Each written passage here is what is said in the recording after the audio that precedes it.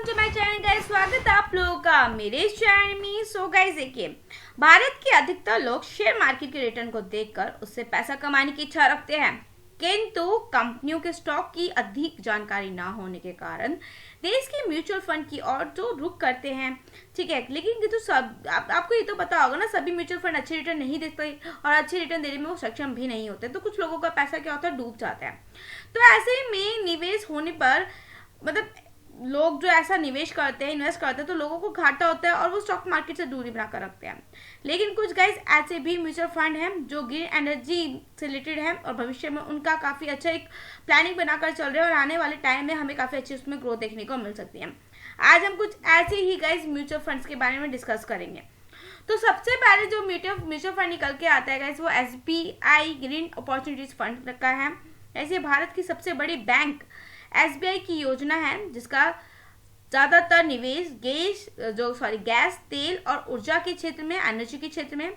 इसके अलावा आप कंपनी को ग्रीन एनर्जी से जुड़ी, मतलब आप ये कह सकते हो कंपनी से जुड़ी कई, मतलब आप ये कह लीजिए कि इसमें जो भारी निवेश है करते हुए देखी जा रही है।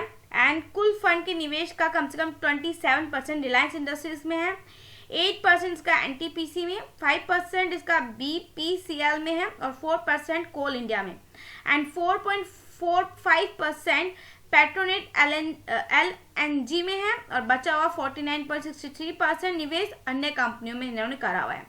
इस म्यूचुअल फंड की NAV 11.24 रुपए की है।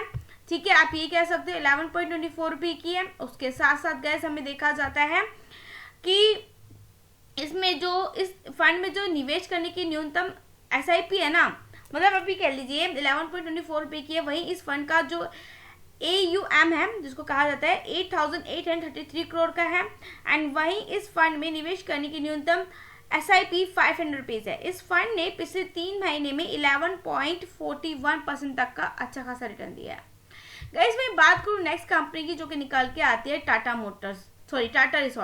रिसोर्सेज की एनर्जी फंड की है कंपनी। गाइस अगर मैं इसकी बात करूं आप लोगों से, तो गाइस देखिए इसमें क्या है, इस म्यूचुअल फंड की NAV 51.31 रुपीज की है। एंड इस फंड में निवेश करने की न्यूनतम SIP 100 रुपीज की है। इस फंड ने पिछले एक साल में 48.4% तक का रिटर्न दिया। इस फंड का AUM 646.34 करोड़ रुपए का है। इस फंड के निवेश का 7.5% NTPC में है, 5.57% वेदांता में है, रिलायंस इंडस्ट्रीज में 4.87% का है, कोल इंडिया में 4.56% का एंड अंबुजा सीमेंट में 4.13% तक का देखने को मिलता है। टाटा पावर में भी गाइस 4.02% का बचा हुआ निवेश देखने को मिलता है।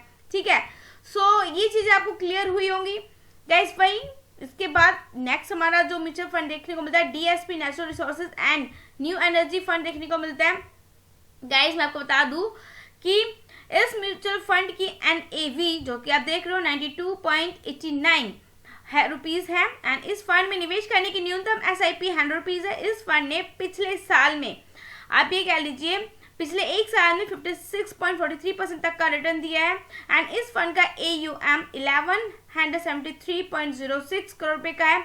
इस फंड का कोल इंडिया में 9.23%, हिंडाल्को इंडस्ट्रीज में 9.01% एंड टाटा स्टील में 8.25%, जिंदल स्टील एंड पावर में 7.04% और बचा हुआ निवेश अन्य कंपनियों में। अतः इस म्यूचुअल फंड का सर्वाधिक निवेश गाइस धातु और खनन ऊर्जा के क्षेत्र में देखने को मिलता है। तो गाइस जैसे कि ये जो 3 कंपनियां हैं ना, DSP नेचुरल रिसोर्सेज हो गया आपका, Tata resources and energy fund हो गया, एंड ये आपका SBI एनर्जी अपॉर्चुनिटीज, इसका क्या पार्ट मैंने आपको बताया। मैंने आपको इसका NAV तो बता दिया, लेकिन मैंने आपको ये बताया है कि इन म्यूचुअल फंड्स ने इन बड़ी कंपनीज में, जो कि ग्रीन एनर्जी से रिलेटेड कंपनीज है, जो इसमें हमें आगे इन्वेस्टेड करती हुई देखने को मिल रही है। जैसे कि मैंने आपको पहले भी वीडियो बनाई थी, इसमें मैंने अडानी और रिलायंस के बारे में पहले बताया था कि ग्रीन एनर्जी में इनका बहुत बड़ा योगदान देखने को मिलने वाला है। सेम तो इन म्यूचुअल फंड्स ने इन कंपनी में इन्वेस्ट करा हुआ है, निवेश किया हुआ है। ठीक है, अपने कुल फंड को उन्होंने क्या करा हुआ है, निवेश किया हुआ है।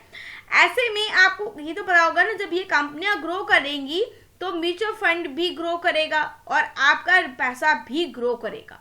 ठीक है, ये चीज इसमें क्लियर देखने को मिलती है। मतलब बहुत सारी म्यूचुअल फंड्स कंपनीज ऐसा नहीं है कि सब फेक होती हैं, देखो स्टॉक मार्केट से अच्छा रिटर्न तो कोई भी नहीं देता, ना बैंक देता है ना म्यूचुअल फंड देता है, क्योंकि बैंक और म्यूचुअल फंड दोनों ही स्टॉक मार्केट में पैसा लगाते हैं।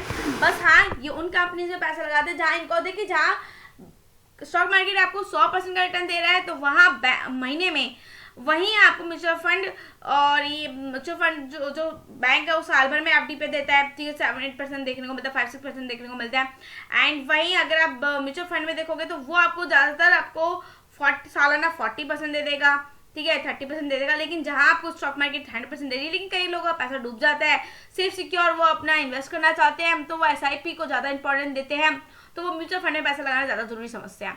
तो म्यूचुअल फंड में पैसा लगाओ तो गाइस ऐसी जगह पे लगाओ ना जहां आपका पैसा और अच्छा ग्रो होकर मिले, ठीक है ना। आपको बात तो मेरे ख्याल से समझ में आ रही है, कि कुछ भी डाउट है तो कमेंट करके पूछ सकते हो। बाकी गाइस देखो, मैंने आपको बता दिया है, ये 3 म्यूचुअल फंड मैंने आपको बताया, SBI energy, Tata resources and DSP natural. लेकिन कोई रिकमेंडेशन नहीं है, ना ही मैंने इनका कुछ ना ही मैं इनका कोई एडवर्टाइज कर रही हूँ।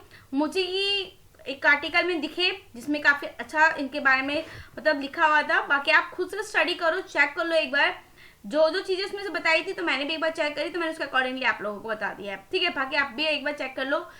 देखो, अगर आप इसमें इन्वेस्ट करना चाहते हो तो एक सेबी एडवाइजर की भी एडवाइस जरूर ले लीजिएगा, ठीक है।